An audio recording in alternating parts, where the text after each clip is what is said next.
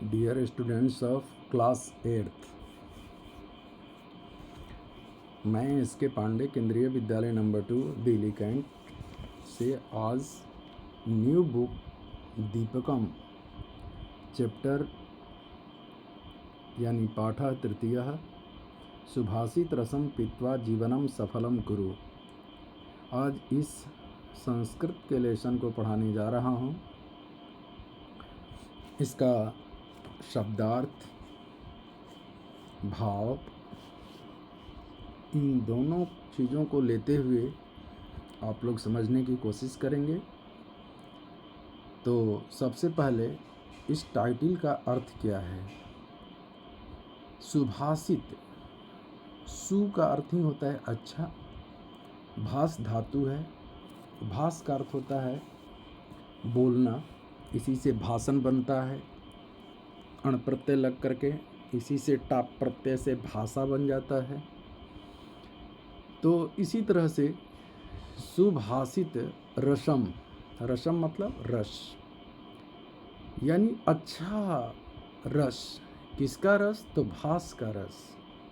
भास का मतलब बोलने का रस, अच्छी वाणी का रस। पीत्वा, पीकर, पा धातु है, कत्वा प्रत्यय, पा पी में बदल करके पित्वा हो जाता है। पित्वा का अर्थ पी करके। जीवनम सफलम कुरु, यानी जीवन को सफल करो। कुरु ये लोट लकार में है, करो। क्या करो? तो सुभाषित के रस को पी करके, अच्छे वचनों को सीख करके, पीना का मतलब यहाँ सीखना है, अच्छे वचनों को अपना करके, सीख करके जीवन को सफल करो। इस चैप्टर का यही टाइटल है और यही इसका अर्थ है। अब देखिए वार्तालाप कैसे शुरू होती है। पितामही एकाम नूतनाम कथा कथयतु।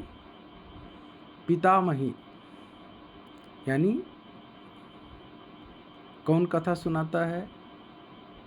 दादी। तो एकाम नूतनाम कथाम कथयतु, एक नई कथा को कहो। तो वत्स से बेटा या बेटी, जो भी हो, वत्स छोटे बच्चे को कहते हैं। त्वम प्रतिदिनम तु कथा शृणोसि। त्वम प्रतिदिनम, त्वम यानी तुम, प्रतिदिन यानी डेली, कथाम शृणोसि, कथा को सुनती हो। तुम तो प्रतिदिन कथा को सुनती हो। अद्य नीति श्लोकान शृणु, आज नीति के श्लोकों को सुनो। नीति श्लोका, वत्स क्या कहता है? नीति श्लोका, क्वेश्चन मार्क है। क्या नीति श्लोक? तो कहती हैं आम नीति श्लोका, हाँ नीति श्लोक ही। नीति श्लोका नाम सुभाषितानि, नीति श्लोक का नाम ही सुभाषितानि है। तब तक ये फिर बच्ची पूछती है सुभाषित पठनेन कः लाभः, सुभाषित के पढ़ने से क्या लाभ है? तब उत्तर क्या मिलता है? सुभाषित पठनेन आदर्श मानव जीवन निर्माणाय प्रेरणा प्राप्यते। सुभाषित पढ़ने से आदर्श मानव जीवन के निर्माणाय, निर्माण के लिए प्रेरणा प्राप्यते, एक मोटिवेशनल चीज़ प्राप्त होता है, प्रेरणा प्राप्त होता है, मोटिव। मानव जीवनस्य सुखाय समृद्धये च, मानव जीवन के सुख के लिए और समृद्धि के लिए सुभाषिता नाम पठनस्य, सुभाषितों को पढ़ने की आवश्यकता है, पठनस्य आवश्यकता अस्ति। यह सुभाषितानि पठित्वा, यह मतलब जो सुभाषितानि यानी अच्छे वचनों को, मधुर वचनों को, पठित्वा पढ़ करके, कार्य के क्षेत्र में, वर्क फील्ड में, तस्य ज्ञानस्य प्रयोगम करोति, उसके ज्ञान का जब प्रयोग करता है तो सह बहून लाभान प्राप्नोति, तो बहुत सारे लाभों को प्राप्त करता है। ये कार्य क्षेत्र में अगर जो श्लोक को पढ़ता है, इस श्लोक को अगर अपने जीवन में अप्लाई कर ले, कि चलो एक श्लोक को हम हमेशा याद रखेंगे और जो ये इसमें बातें कही गई उसी को अपनाएंगे तो बहुन लाभान प्राप्त होती, तो बहुत सारे लाभ प्राप्त हो सकते हैं। फिर क्या होता है, किम नाम सुभाषितानी। फिर बच्ची वो क्वेश्चन की कि सुभाषितानी क्या नाम है, क्या नाम है मैडम, किम नाम सुभाषितानी, सुभाषितानी का नाम क्या है। तो सुष्ठु भाषणानी इति सुभाषितानी, यानी जो अच्छे भाषण हैं, अच्छे वचन हैं, अच्छे थॉट हैं, अच्छे विचार हैं, यही सुभाषितानी है। अर्थात शोभनानि वचनानि तानि सर्वदा जनानां हिताय भवन्ति। शोभनानि वचनानि सुभाषितानि, शोभने योग्य वचनों को सुभाषितानि बोलते हैं। और तानि सर्वदा जनानां हिताय भवन्ति, और वे ही, तानि मतलब वे ही, सर्वदा हमेशा, जनानां हिताय भवन्ति जो लोगों के हित के लिए होते हैं। ओहो सुंदरम, अरे तब तो बहुत सुंदर बात कही आपने। यदि एवं तरहि अहम नूनम सुभाषितानि पठिष्यामि, यदि इस प्रकार बात आप करती हैं, तरहि तो अहम नूनम, मैं प्रतिदिन सुभाषितानि पठिष्यामि, मधुर वचनों को पढ़ूंगी। अब देखिए यहाँ पर यदि अव्यय है, यदि क्या है, यहाँ पर अव्यय है, फिर कौन सा अव्यय है, तरहि भी है, नूनम भी है, ये तीन अव्यय मिल गए। अहम तो सर्वनाम है। तब देखिए नीचे क्या होता है, सुभाषितानि स्वकर्तव्यस्य अकर्तव्यस्य च विषये स्पष्टतया मार्गदर्शनम कुर्वन्ति। कह रहा है कि सुभाषितानि जो होता है स्वकर्तव्यस्य यानी अपने कर्तव्य का, अकर्तव्यस्य च और जो कर्तव्य नहीं करना चाहिए उसके भी बारे में, क्या अपना कर्तव्य है क्या अपना कर्तव्य नहीं है, इसके विषय में अस्पष्टतया यानी स्पष्ट रूप से मार्गदर्शन कुर्वन्ति, मार्गदर्शन करता है। फिर अतः सर्वे अवश्यम सुभाषितानि पठन्तु, इसलिए अवश्यम निश्चित रूप से सुभाषितानि यानी मीठे वचनों को, गुड्स थॉट को पठन्तु पढ़ें। तानि पठित्वा उनको पढ़ करके सर्वे जीवनस्य रहस्यम अवगच्छन्तु, सभी अपने जीवन के रहस्य को जानें। जीवनम सुखमयम च कुर्वन्तु, और जीवन को सुखमय करें यानी सुखमय बनाएं, सुखी जीवन व्यतीत करें। इनको अपना करके, इनको जीवन में अप्लाई करके। अब क्या श्लोक है, क्या इसका मीनिंग है, अब ये देखिए। कह रहा है यहाँ पर श्लोक है, गायन्ति देवाः किल गीतकानि धन्यास्तु ते भारत भूमि भागे, स्वर्ग अपवर्गाः पदमार्गभूते भवन्ति भूयः पुरुषाः सुरत्वात्। देखिए क्या होता है, कह रहा कि गायन्ति देवा, यानी गायन्ति का अर्थ क्या होता है, गाते हैं। कौन गाते हैं, तो देवा गायन्ति, देव लोग गाते हैं। क्या गाते हैं, देव लोग क्या गाते हैं, तो गायन्ति यानी गाते हैं। देवा मतलब देवता लोग। कील, कील का अर्थ क्या है, यहाँ पर कील निसंदेह, गीत कानी यानी गीतों को, गायन्ति गाते हैं, गायन्ति मीन्स गाते हैं, देवा मतलब देवता लोग, बहुवचन में है, एक ही देवता नहीं सारे देवता लोग। निसंदेह, कील मतलब निसंदेह अव्यय है, गीत गाने गीतों को गाते हैं। धन्यास्तु का संधि विच्छेद है, धन्याः प्लस तू यानी धन्य है।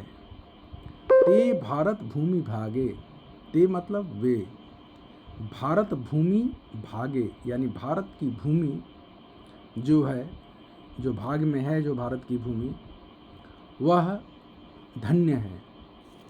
क्यों, तो कह रहा है कि स्वर्ग, यहाँ पर क्या है, स्वर्ग अपवर्ग अपवर्गाः पदमार्ग भूते, क्या है, पदमार्ग भूते, भवन्ति भूयः, स्वर्ग, स्वर्ग का अर्थ क्या होता है? स्वर्ग तो जानते ही हैं, हेवन। और अपवर्ग, अपवर्ग का अर्थ होता है मोक्ष या निर्वाण। तो स्वर्ग प्लस अपवर्ग, स्वर्गापवर्ग, ठीक है। अपवर्गा यानी निर्वाण, मोक्ष। फिर कह रहा है पदमार्ग भूते, पदमार्ग भूते, मार्ग भूते, अपवर्गा पदमार्ग भूते, या ये भारत भूमि भागे। तो देवाः ये क्या करते हैं? तो मार्ग भूते मतलब रास्ते में, भवंती होते हैं, भूयः, भूयः का अर्थ क्या है? बार बार, भूयः मतलब पुनः। पुरुषाः यानी बहुवचन में है, पुरुषः पुरुषो पुरुषाः, बालक की तरह बालको बालको बालका, प्रथमा भक्ति बहुवचन, पुल्लिंग, अकारांत शब्द पुरुषाः। सुरत्वात्, सुर मतलब देवता।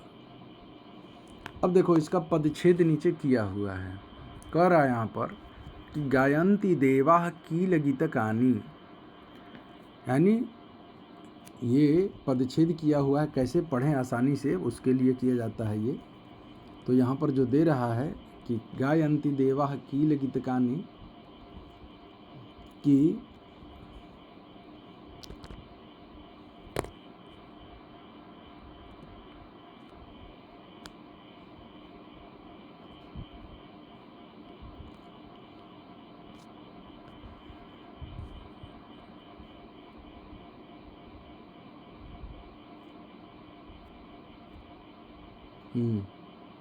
कर रहा है गायन्ति देवाः कीलगीतकानि, पदच्छेद करके पढ़ रहे हैं हम। तू ते भारत भूमि भागे, स्वर्ग अपवर्ग अस्पद, मार्ग भूते भवन्ति भूयः पुरुषाः सुरत्वा। अन्वय किया गया है तो कर्ता को पहले, क्रिया को लास्ट में। भारत भूमि भागे ये भवन्ति, ते धन्याः इति देवाः गीतकानि गायन्ति कील। स्वर्ग अपवर्ग अस्पद मार्ग भूते तू देवाः सुरत्वात् भूयः पुरुषाः भवन्ति। देखिए इसके नीचे भाव दिया हुआ है, कह रहा कि ये मानवा यानी जो मनुष्य क्या करते हैं, अस्य भारत भूमौ, इस अस्याम भारत भूमौ, इस भारत की भूमि पर जन्म प्राप्नुवन्ति, जन्म प्राप्त करते हैं, ते धन्याः, यानी इति भारत भूमेः गुणगानम देवाः कुर्वन्ति। ये गुणगान कौन कर रहा है? तो कह रहा है कि देवता लोग करते हैं इस भारत की भूमि का, कि जिन लोगों को इस भारत की भूमि पर जन्म हुआ है वे लोग धन्य हैं। क्यों? और ये हम नहीं और कोई नहीं, देवता लोग इस धरती का गुणगान करते हैं, भारत की भूमि का। अतः वयम सर्वे भारतीय, इसलिए हम सब जितने भी भारतीय हैं, भाग्यशालिनः स्मः। क्या है? तो भाग्यशाली हैं हम। क्यों भाग्यशाली हैं? कि धर्म अर्थ काम मोक्ष आदि प्राप्त है, यानी धर्म अर्थ काम और मोक्ष ये चार जो होते हैं ये चतुष्टय कहलाते हैं। धर्म अर्थ काम और मोक्ष आदि प्राप्त है, आदि की प्राप्ति के लिए मार्गभूते अस्मिन् भूखंडे, इस मार्गभूत में प्राणी में, अस्मिन् भूखंडे इस भूखंड पर, देवाः अपि देवत्वं विहाय, देवता भी अपने देवत्व को यानी देवता के जो गुण होते हैं उसको छोड़ करके मनुष्य रूपेण जन्म ग्रहणार्थम अभिलषन्ति, मनुष्य रूप में जन्म लेना चाहते हैं।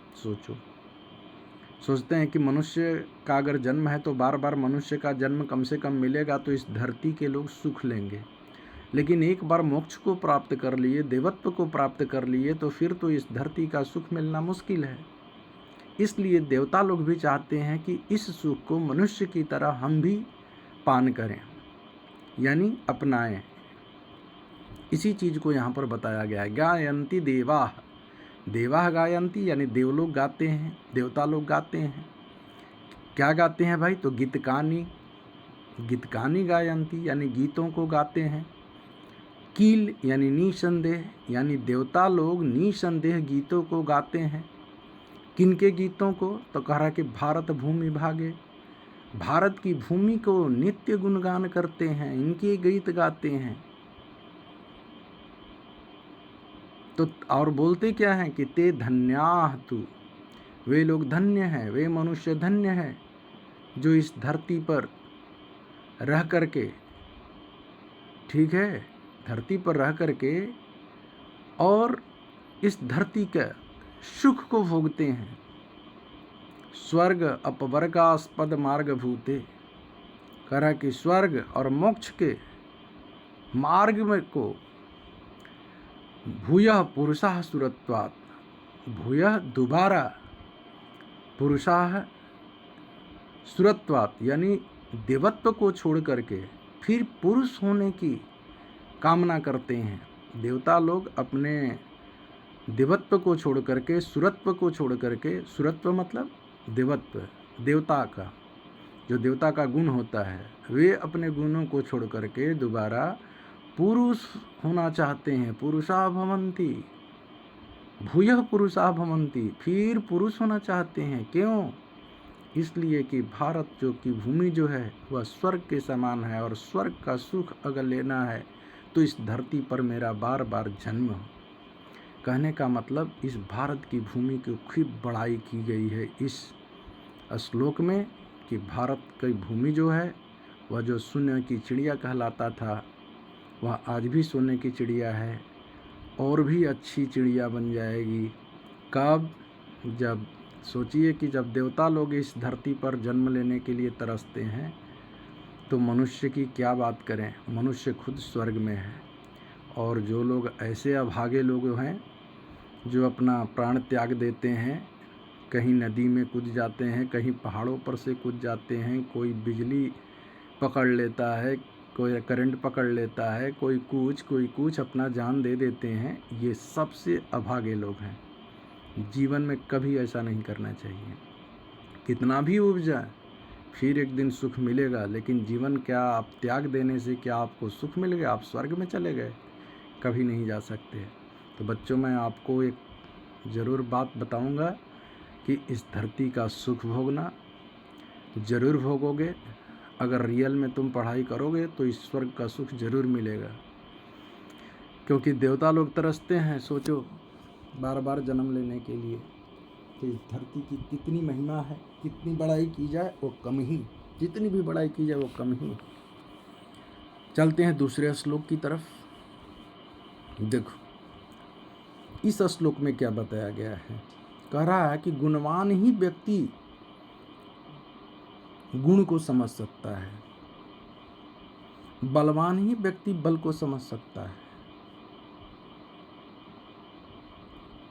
ठीक है, अब इसको देखिए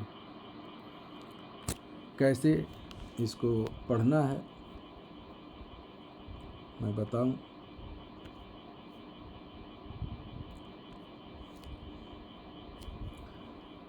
गुणी गुणं वेत्ति न वेत्ति निर्गुणः, गुणी गुणं वेत्ति न वेत्ति निर्गुणः, बली बलं वेत्ति न वेत्ति निर्बलः, पिको वसन्तस्य गुणं न वायसः, करी च सिंहस्य बलं न मूषकः, गुणी गुणं वेत्ति न वेत्ति निर्गुणः। गुणी गुणं वेत्ति यानी गुणी जो होता है, जिसमें गुण होता है वो उसको गुणी कहा जाता है। तो गुणी व्यक्ति ही गुण को वेत्ति मतलब जान सकता है। वेत्ति का अर्थ क्या है? जानना। तो कह रहा कि गुणी व्यक्ति ही गुण को जान सकता है। न वेत्ति निर्गुणः, न वेत्ति मतलब नहीं जान सकता, निर्गुणः मतलब निर्गुण व्यक्ति। निर्गुण व्यक्ति गुण को नहीं जान सकता। जिसके पास गुण ही नहीं है दूसरे के गुण को क्या जानेगा? गुणी व्यक्ति ही दूसरे के गुण को जान सकता है, निर्गुण व्यक्ति नहीं जान सकता। यही बता रहा है कि गुणी गुणम वेत्ति न वेत्ति निर्गुणः, यानी गुणी ही गुण को जान सकता है। न वेति निर्गुणा यानी नहीं जान सकता, निर्गुण यानी निर्गुण। निर्गुण गुण को नहीं जान सकता, गुणी व्यक्ति ही गुण को जान सकता है। दूसरा बता रहा है, बलि बलम वेत्ति न वेत्ति निर्बल, बलि बलम वेत्ति, बलम वेत्ति का मतलब, बलि मतलब बलवान व्यक्ति ही, शक्तिशाली व्यक्ति ही बल को समझ सकता है। किसी से लड़ेगा तो जो बलवान है तो वह समझेगा ना कि उसके पास कितना बल है। जो बलवाने नहीं है वो क्या लड़ेगा? वो निर्बल व्यक्ति क्या जानता है कि बल क्या कहलाता है? तो वही कह रहा है कि बलि बलम वेत्ति, यानी बलवान व्यक्ति ही बल को जान सकता है। बलम वेत्ति मतलब जानना, बस यही जान लो। अगर जान गए कि वेत्ति का अर्थ जानता है तो सबका अर्थ क्लियर है। बलि बलम वेत्ति यानी बलवान व्यक्ति बल को जानता है। न वेत्ति नहीं जानता है, निर्बलः यानी निर्बल मतलब जिसके पास बल ही नहीं है। बलानाम अभावः निर्बलम, ऐसे ही निर्बलः तो कह रहा है कि जिसके पास बल ही नहीं है वह क्या जान सकता है? बलम वेत्ति, बलवान व्यक्ति ही बल को जान सकता है। न वेति निर्बलः, निर्बल व्यक्ति नहीं जान सकता। पीको वसंतस्य गुणम, कोयल बसंत के गुण को जानती है। पीको मतलब कोयल, बसंतस्य गुणम बसंत के गुण को जानती है। न वायसः, वायसः कहते हैं कौवा, कौवा वो बसंत के गुण को क्या जानता है कि बसंत का सुहावना मौसम कैसा होता है। कोयल गाना गाती है, ऐसे ऐसे सुगंधित जो हवाएं चलती है, नए नए फूल खिले रहते हैं, उसकी जब खुशबू आती है तो उस खुशबू को सूंघ करके कोयल से रहा नहीं जाता है और कू ऐसे आवाज़ करके सबको ये बताती है कि बसंत आ गया है। बसंत के चपल चरण, हिंदी में कविता थी, बसंत के चपल चरण पिकी पुकारती रही, पुकारते धरा गगन मगर कभी रुके नहीं बसंत के चपल चरण। बसंत के बहुत ही चंचल चरण होते हैं, ज़्यादा देर तक नहीं रुकता, 1 महीना से 1.5 महीना होते होते निकल जाता है। बसंत का जो 3 महीने का जो रहता है, 2-2 महीने का 6 ऋतुओं में, उसमें बसंत कैसे आता है और कब निकल जाता है किसी को पता भी नहीं चलता। जब जो आनंद लेना चाहता है वो बिल्कुल समझ सकता है। तो पीको वसंतस्य गुणम, पीक जो है तो कोयल बसंत के गुण को जानती है। न वायस, वायस नहीं, वायसा मतलब कौवा नहीं जान सकता। करी च सिंहस्य बलम न मूषकः, करी मतलब हाथी और सिंहस्य मतलब सिंह, सिंह के बल को करी जान सकता है, हाथी जानता है। क्यों? क्योंकि जब हाथी पर सिंह दहाड़ मारता है तब वो पता चलता है कि बाप रे बाप इस सिंह के पास कितना बल है। इस चीज़ को, इसके बल को, अब सिंह के बल को चूहा क्या जाने। न मूषकः, सिंहस्य बलम न मूषकः, सिंह के बल को मूषकः नहीं समझ सकता, चूहा नहीं समझ सकता, क्योंकि तो उसके पंजे में भी तुरंत चला जाए। तो वही कह रहा है कि अब इसका सीधा सीधा अर्थ है कि गुणी गुणम वेत्ति, गुणी गुण को जानता है, निर्गुण व्यक्ति नहीं समझ सकता उस गुण को, बलवान व्यक्ति बल को जानता है, निर्बल व्यक्ति नहीं उस बल को जान सकता। कोयल बसंत के गुणों को जानती है, कौवा नहीं। हाथी सिंह के बल को जानता है, चूहा नहीं। इसी चीज़ का यहाँ पर नीचे पदच्छेद किया गया है तोड़ तोड़ कर पढ़ने के लिए। गुणी गुणम वेत्ति न वेत्ति निर्गुणः बलि, बलम वेत्ति न वेत्ति निर्बलः, पीकः वसंतस्य गुणम न वायसः, करी च सिंहस्य बलम न मूषकः।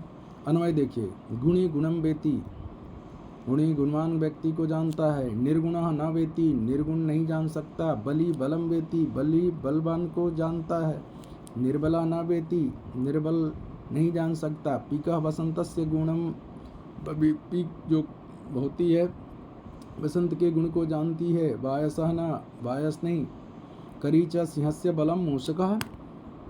ये तो अन्वय है, नीचे देखिए भाव समझिए, कर भावार्थ में, गुणवान जनः अन्येषां सद्गुणान् ज्ञातुम शक्नोति, गुणवान व्यक्ति दूसरों के सद्गुणों को जानना चाहता है, परंतु गुणहीन जनः अपरेषां सुगुणान, दूसरों के अच्छे गुणों को अवगंतुम, जानने के लिए समर्थ न भवति, समर्थ नहीं होता है। कहने का मतलब ये होता है कि गुणवान व्यक्ति ही दूसरे के अच्छे गुणों को जान सकता है, किंतु गुणहीन व्यक्ति दूसरे के गुणों को जानने में समर्थ नहीं हो सकता। बलवान जनः यथा अन्येषां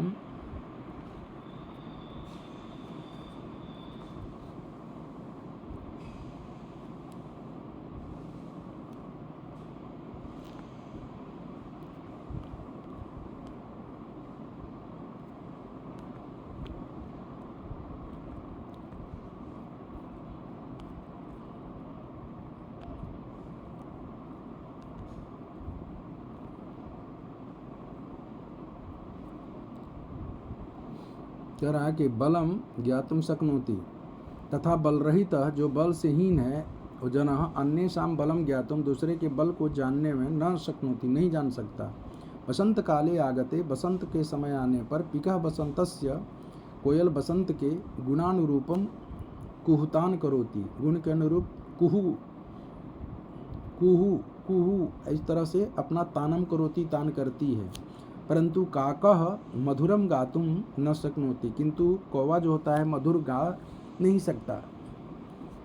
गजः पशुराज सिंहस्य बलम जानाति, हाथी जो है वह पशु राजा सिंह राजा के बल को जानता है, किंतु मूषक तस्य बलम ज्ञातुम न पारयति, उसके बल को नहीं जान सकता है। अतः योग्य एवं महत्वम ज्ञातुम समर्थो भवति न योग्य, इसलिए योग्य व्यक्ति ही महत्व को जान सकता है, जानने में समर्थ हो सकता है, अयोग्य व्यक्ति नहीं। कहने का मतलब यही है लास्ट वाला, कि योग्य व्यक्ति ही किसी के महत्व को समझ सकता है, अयोग्य व्यक्ति कभी नहीं समझ सकता। देखिए नीचे श्लोक, ये तीसरा श्लोक है। ये सारे इम्पोर्टेंट श्लोक हैं। श्लोक में से यही कह रहा है कि अगर जीवन में अपना लिए ये सारे मधुर वचन हैं, ये सारे मीठे वचन हैं, ये सारे थॉट हैं। बच्चों, आप स्कूल में बोला जाता है कि संस्कृत में थॉट बोलिए, इसमें से एक श्लोक बोल दीजिए, आपका थॉट हो गया, इसका अर्थ बता दीजिए, सबसे बढ़िया है। तो यही यहाँ पर कह रहा है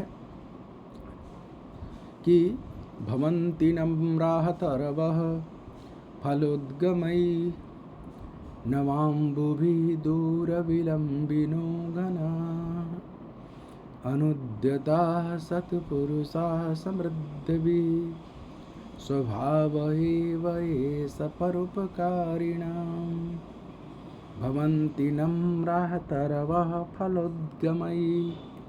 कह रहा है इसमें यही बताया गया कि परोपकारियों का स्वभाव कैसा होता है। इस श्लोक में यही बताया गया है।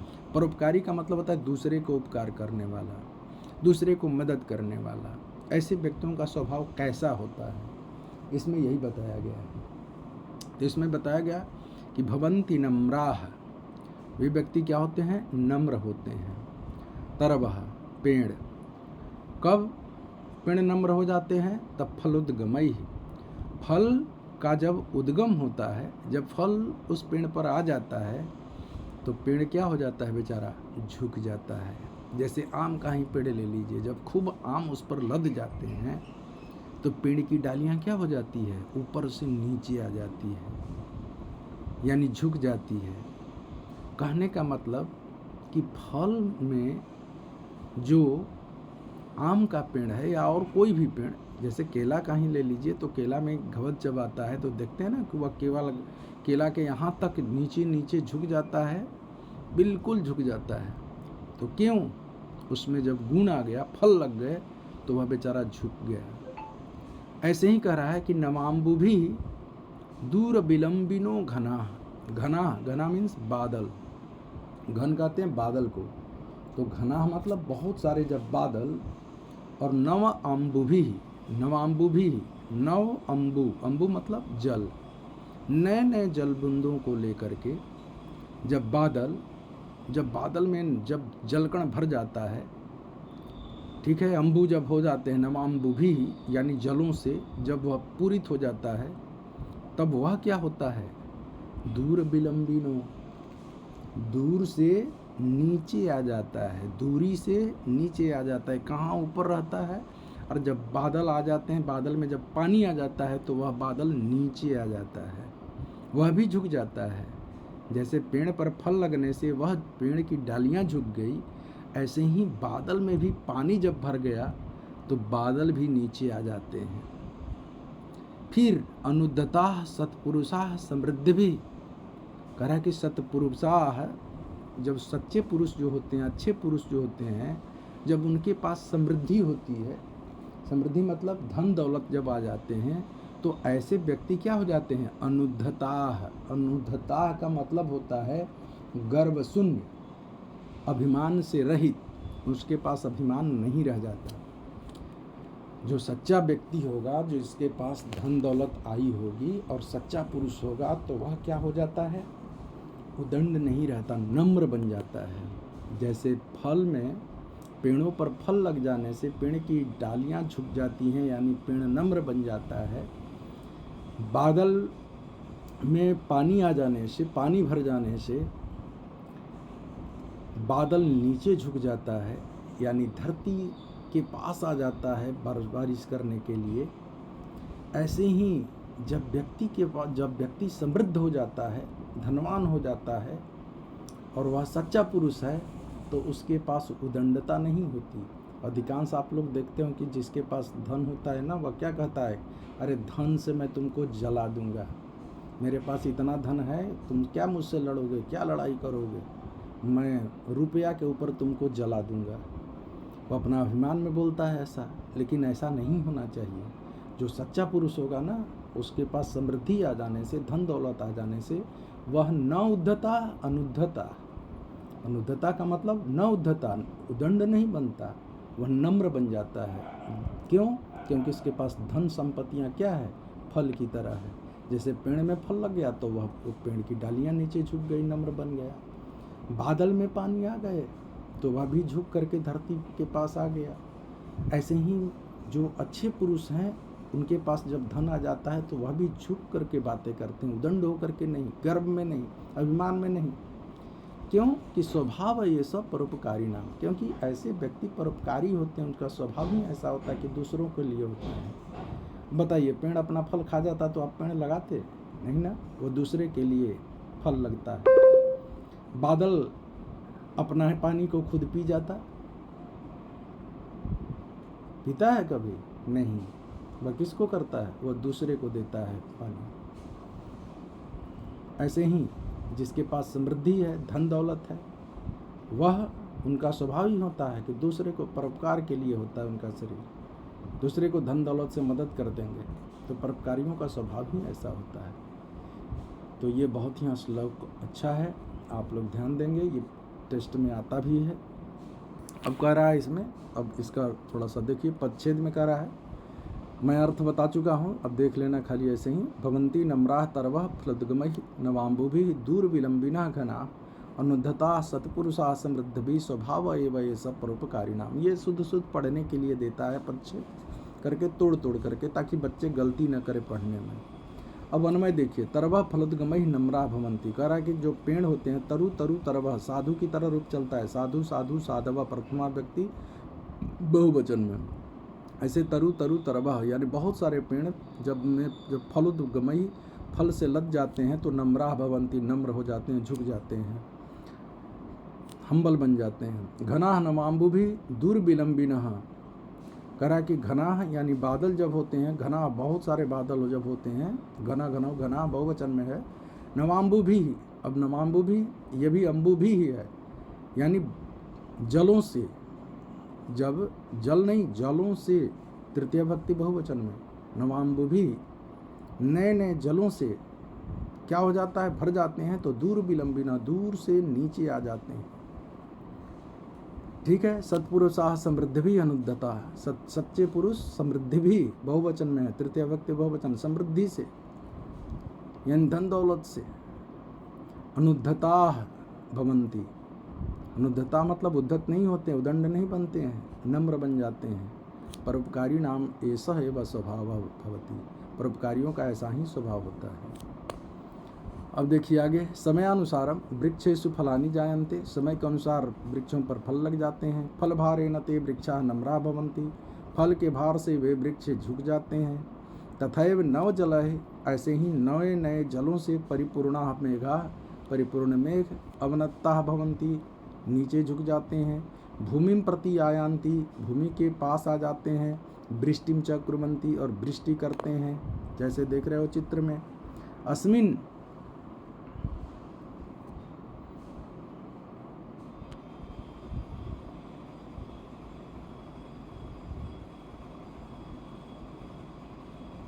अस्मिन एवं संसारे, ऐसे ही हमारे संसार में बहवः परोपकारिणः जना सन्ति, बहुत सारे परोपकारी लोग हैं। समृद्धि काले, वे अपने समृद्धि के समय ते औद्धत्यम न प्रकटयन्ति, अपनी उद्दंडता नहीं प्रकट करते हैं।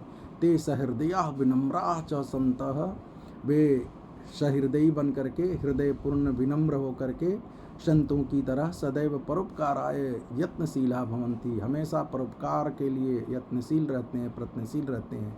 ते परोपकारम व्रत रूपेण धारयन्ति, वे परोपकार व्रत रूप में धारण करते हैं। उक्तम च व्यास महर्षिणा, कहा भी गया है व्यास महर्षि के द्वारा, परोपकारः पुण्याय पापाय परपीडनम, कह रहा है कि परोपकारः पुण्याय, परोपकार पुण्य के लिए होता है, और पापाय परपीडनम, जो परपीडनम पाप, जो पापाय परपीडनम, दूसरे को पीड़ा देना पाप होता है।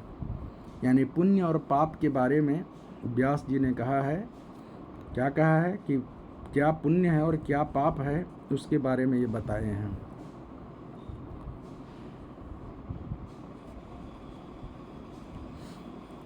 अब देखिए इसके बाद वाला श्लोक, बच्चों बहुत ही अच्छा श्लोक है, इसको ध्यान से देखेंगे।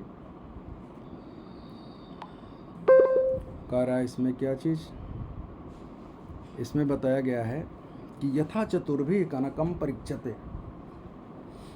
बच्चों 1 मिनट,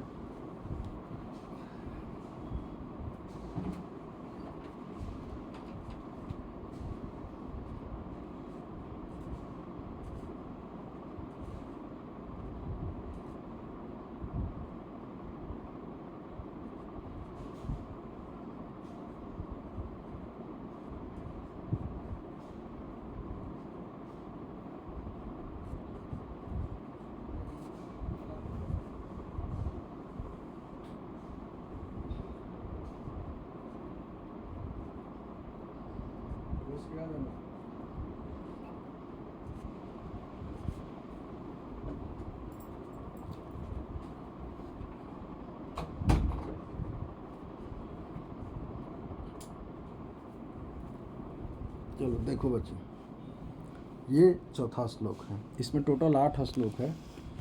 कह रहा है यथा चतुर्भी कनकम परीक्षते, यथा चतुर्भी, चतुर्भी मतलब 4, चारों से, कनकम, कनक कहते हैं सोने को, परीक्षते मतलब परीक्षा ली जाती है। जैसे 4 चीज़ों से सोने की परीक्षा ली जाती है। किस किस चीज़ से, अब ये देखिए।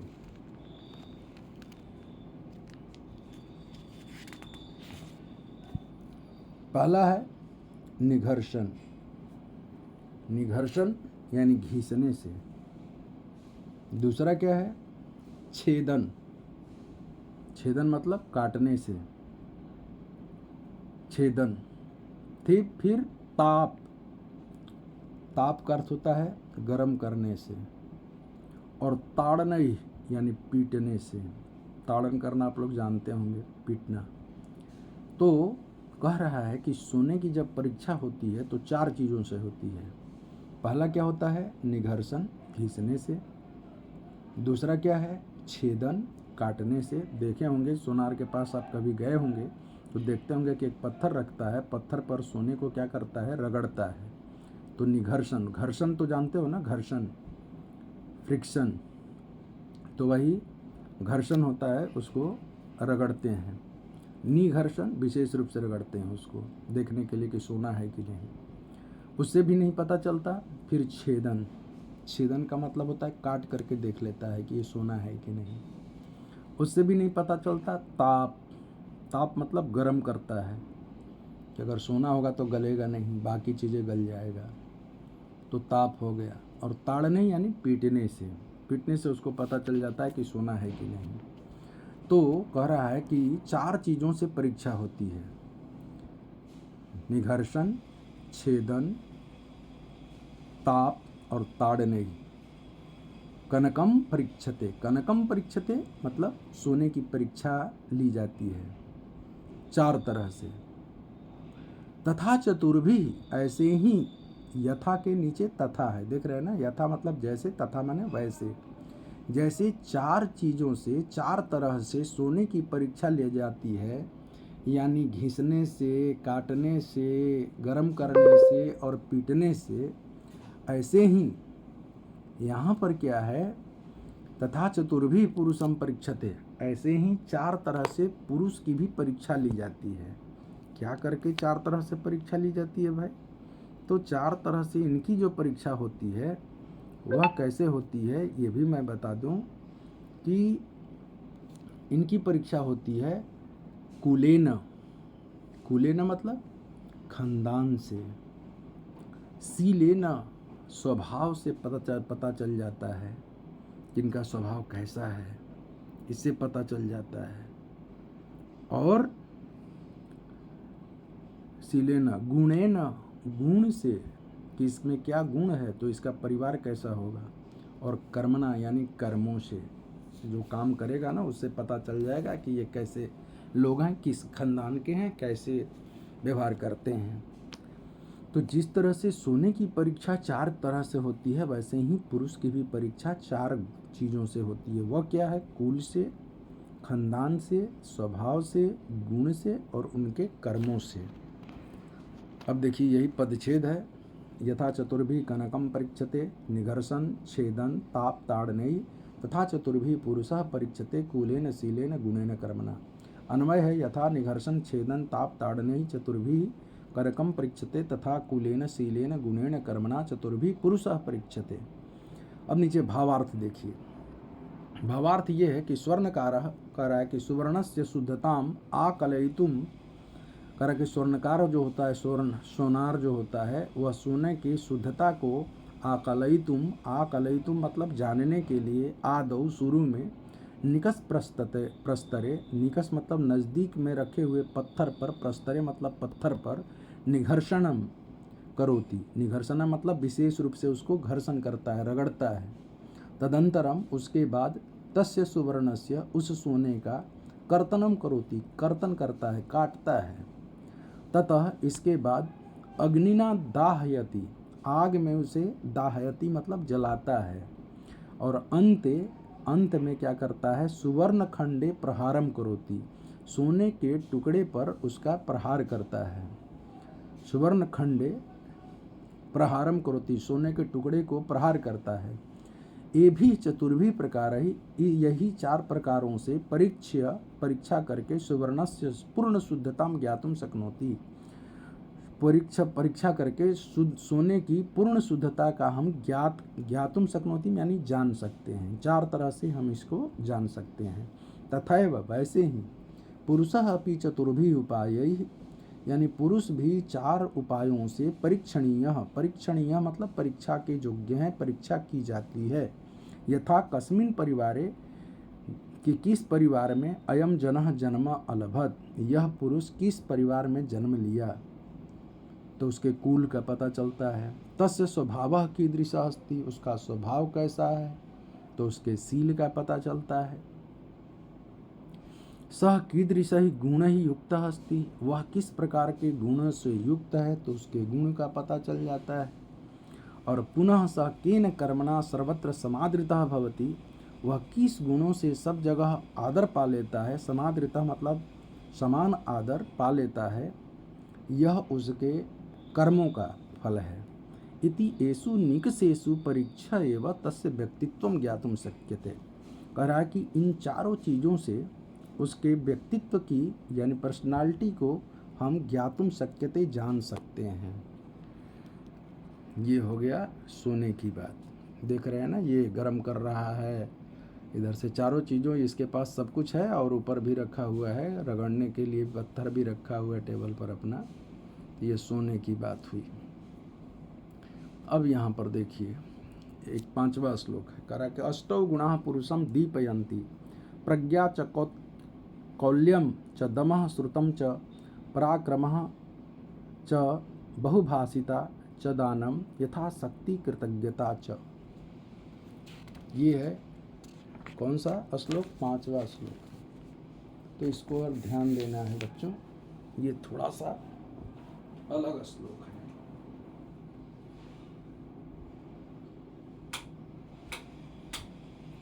क्या है ये श्लोक का मैंने ये जान लीजिए। अष्टौ गुणा मतलब 8 गुण, पुरुषम दीपयंती, पुरुष को क्या करते हैं? दीपयंती यानी प्रकाशित करते हैं। पुरुष के 8 गुण अगर है तो 8 गुण से व्यक्ति काफ़ी प्रकाशित होता है, यानी लोगों की नज़रों में आ जाता है। कौन कौन? तो कह रहा कि प्रज्ञा, प्रज्ञा मतलब बुद्धि,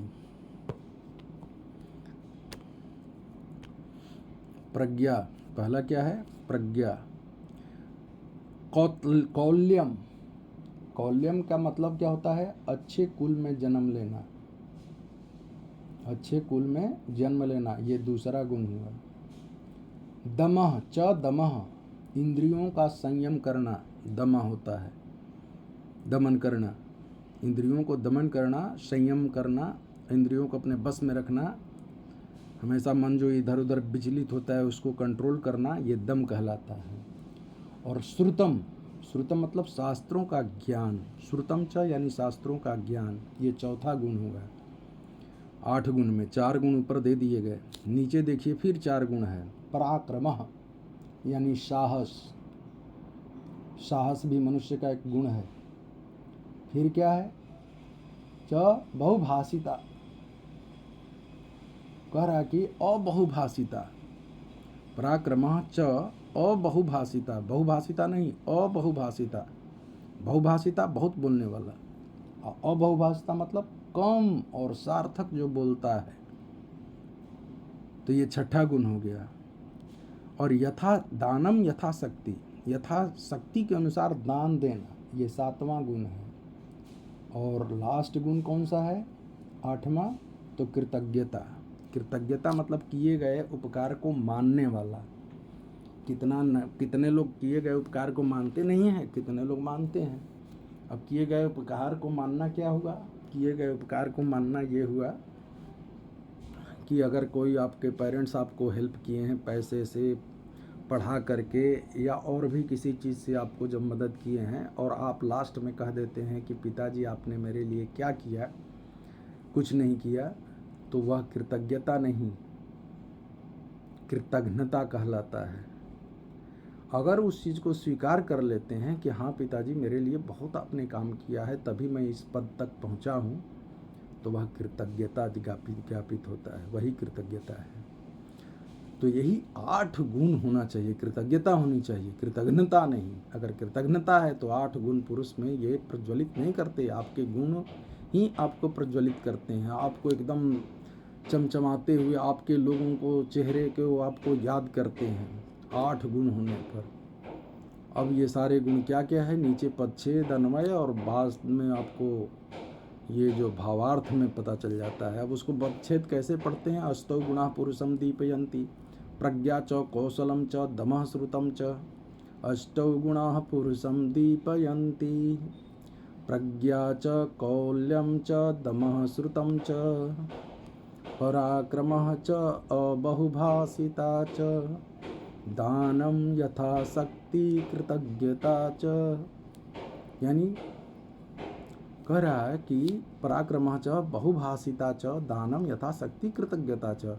अनुमान में क्या कह रहा है? प्रज्ञा कौल्यम दमः श्रुतम पराक्रमः अबहुभाषिता च यथाशक्ति दानम कृतज्ञता च इति एते अष्टौ गुणाः पुरुषम दीपयन्ति। भावार्थ, अष्टभी गुणैः युक्तः मानवः, 8 गुणों से युक्त मनुष्य सर्वदा समाजे सम्मानं प्राप्नोति, हमेशा समाज में सम्मान प्राप्त करता है।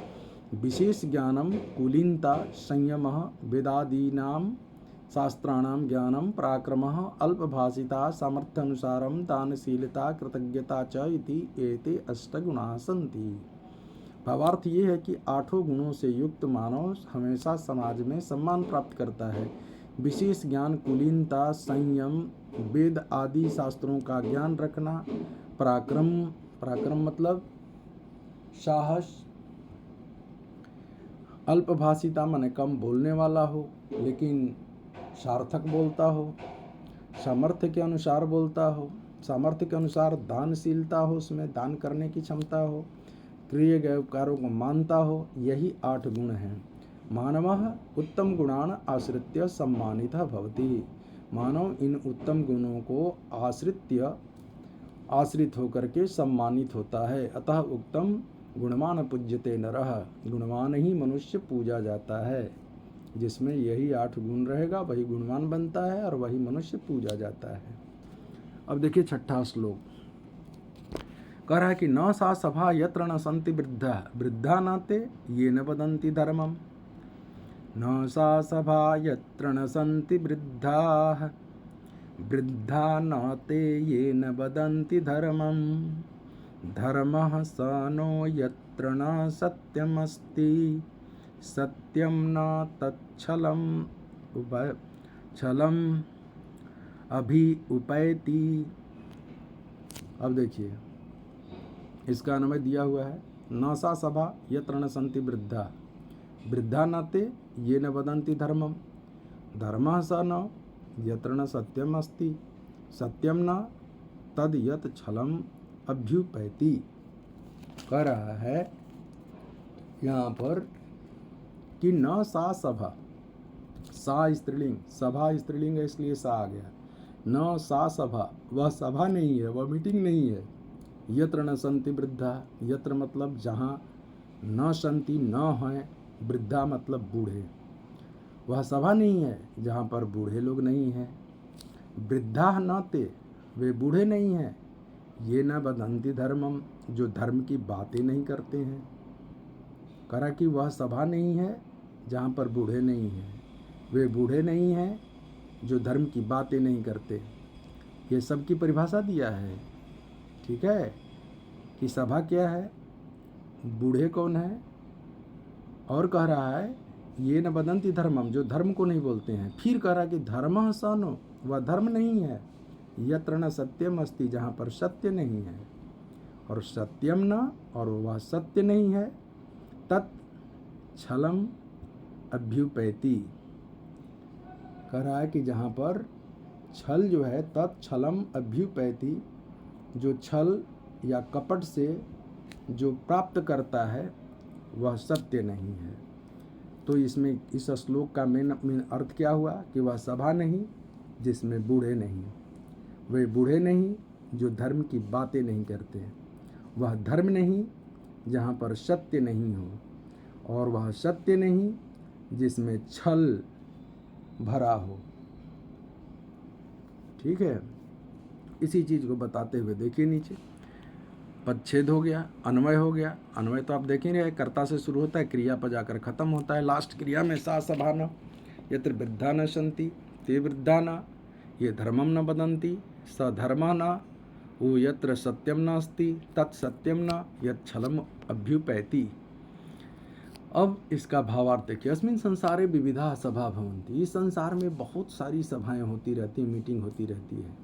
सभासु जन समागमः भवति, सभाओं में लोगों का आगमन होता है। जन समागमः यानी लोगों का मिलना जुलना होता है।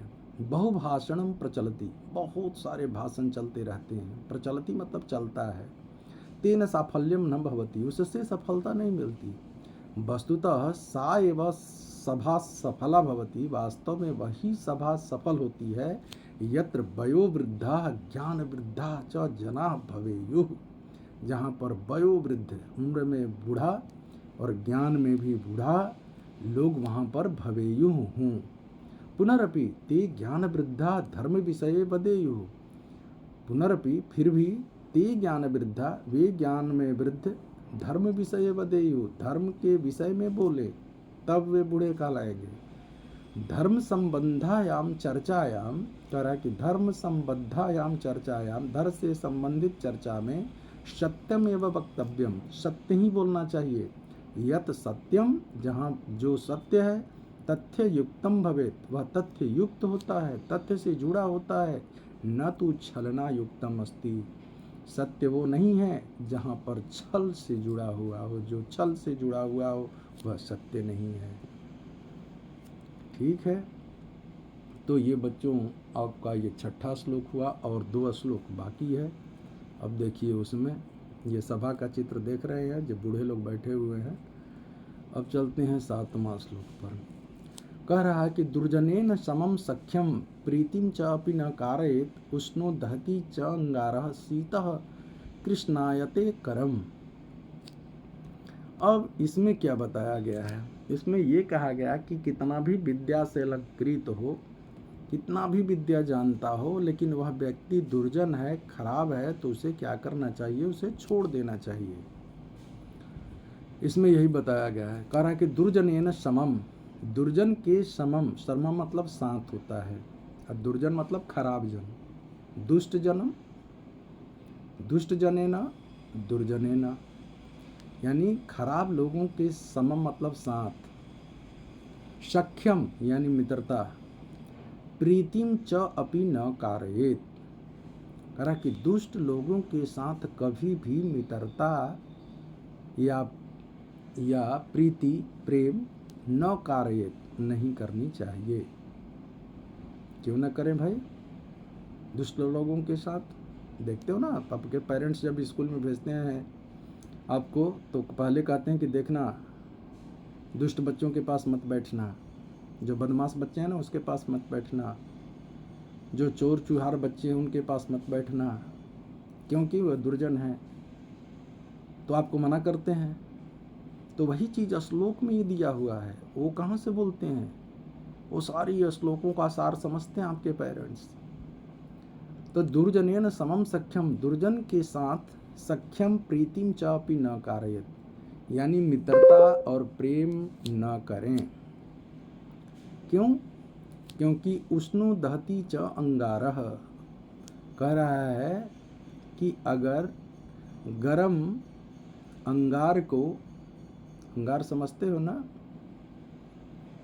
अरे आग, अग्नि, गरम अग्नि को अगर आप हाथ में लेते हैं तो क्या करता है? वह हाथ को जला देता है। अगर ठंडा को भी लेते हो, अब वो आग अगर बुझ भी गया, राख बन गया, ठीक है, कोयला बन गया, उसको भी अगर ठंडा होने पर भी हाथ में लेते हो तब भी काला करता है। तो वह दुर्जन व्यक्ति वैसे ही अंगार की तरह है, उसे ही आग की तरह है। जो मित्र भी बन करके रहोगे, मित्रता के साथ रहोगे, तब भी वह आपको जलाएगा। अगर वह उसके साथ प्रेम से भी रहोगे तो ठंडा बन करके भी आपके हाथ को में कालिख लगा देगा, काला कर देगा। तो उष्णो दहती, उष्णो मतलब गर्म, गरम, दहती मतलब जलाता है, च अंगारह, अंगारा मतलब आग का गोला, आग का गोला उष्णो गरम होने पर भी करम दहती, हाथ को जला देता है, और शीतः ठंडा होने पर भी वही कोयला जब काला हो जाता है तो करम कृष्णायते, कृष्ण की तरह बना देता है, काला बना देता है आपके हाथ को। यानी दोनों तरफ से आपको नुकसान करता है आग। कोयला क्या करता है? गरम है तो हाथ में लिए तो जला दिया, और ठंडा होने पर भी हाथ में लिए तो काला कर दिया। ऐसे ही दुर्जन व्यक्ति होते हैं। तो दुर्जनेन समम सख्यम प्रीतिम च अपि न कारयेत, उष्णः दहति च अंगारः शीतः कृष्णायते करम। अन्वयः दुर्जनेन समम सख्यम प्रीतिम च अपि न कारयेत उष्णः अंगारः दहति शीतः च करम कृष्णायते। भावार्थ देखिए, दुर्जनेन सह मैत्रीम न करणीया, कहा कि दुर्जन के साथ मित्रता नहीं करनी चाहिए। यतो ही, क्योंकि दुर्जनः विश्वास योग्य न भवति, दुर्जन विश्वास के योग्य नहीं होता है। दुर्जनेन सम दुर्जनेन सह, दुर्जन के साथ बंधुता प्रीति न करणीया। बंधुता मतलब मित्रता और प्रीति मतलब प्रेम नहीं करनी चाहिए। यतः क्योंकि तस्य दुर्जनस्य मुखे, क्योंकि उस दुर्जन के मुख में माधुर्यम परम हृदय कपटता भवति। मुख में तो मधुरता होती है पर हृदय में कपटता होती है। मुंह पर तो मीठे मीठे बात करेंगे लेकिन अंदर से खराब रहते हैं। अंगारः उष्ण भवति, अंगार जो होता है वह उष्ण होता है।